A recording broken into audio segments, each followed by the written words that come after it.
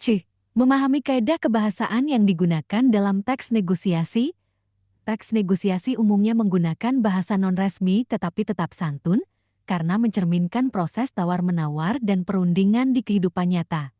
Kesantunan berbahasa penting untuk menghindari konflik dan mencapai kesepakatan meskipun ada perbedaan kepentingan. Oleh karena itu, penyusunan teks negosiasi harus memperhatikan kaidah kebahasaan yang sesuai. Pertama, berisi tuturan pasangan.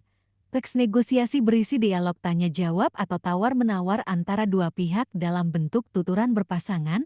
Strukturnya mencakup orientasi salam, pengajuan, penawaran, persetujuan, dan penutup. Kedua, mengandung Piero Enwa Mia.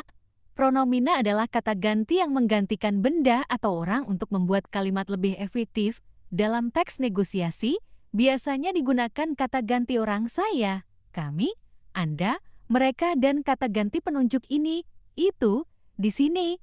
Contoh A. Permisi, Mas Asep, saya mau ambil kerupuk pesanan Bapak. Ketiga, menggunakan kalimat langsung.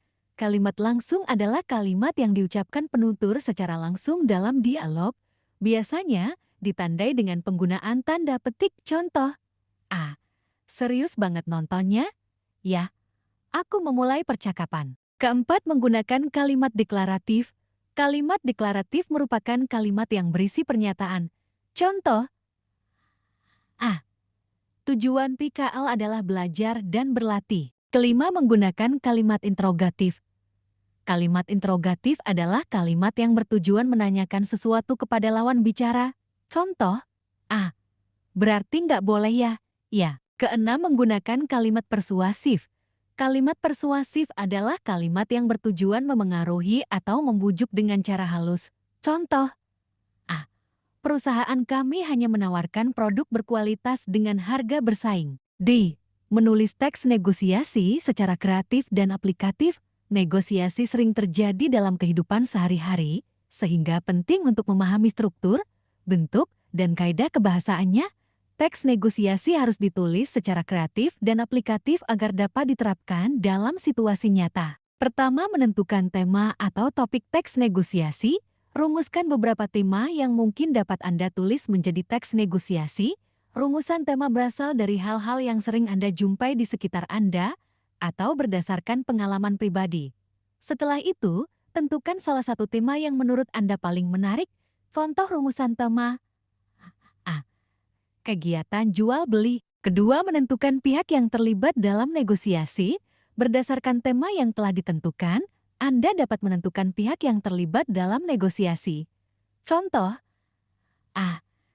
Ketua OSIS dan pembina OSIS. Ketiga, menentukan perbedaan kepentingan kedua belah pihak. Negosiasi terjadi karena terdapat kepentingan yang berbeda di antara kedua belah pihak. Oleh karena itu, tentukanlah dua kepentingan yang berbeda tersebut. Contoh A. Perbedaan harga dan kualitas barang yang diinginkan. Keempat, menentukan kesepakatan yang dicapai. Setelah melalui proses perundingan atau tawar-menawar, akan ada kesepakatan yang dicapai oleh pihak-pihak yang bernegosiasi. Contoh A. Kesepakatan harga dan kualitas barang. Kelima, menyusun kerangka teks negosiasi.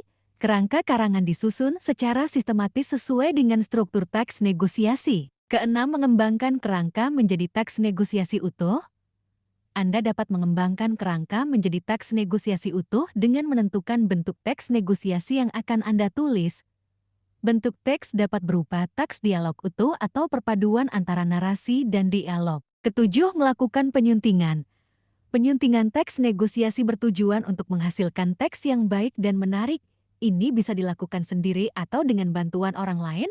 Aspek yang disunting meliputi pilihan kata, ejaan, tanda baca, dan susunan kalimat. Terima kasih.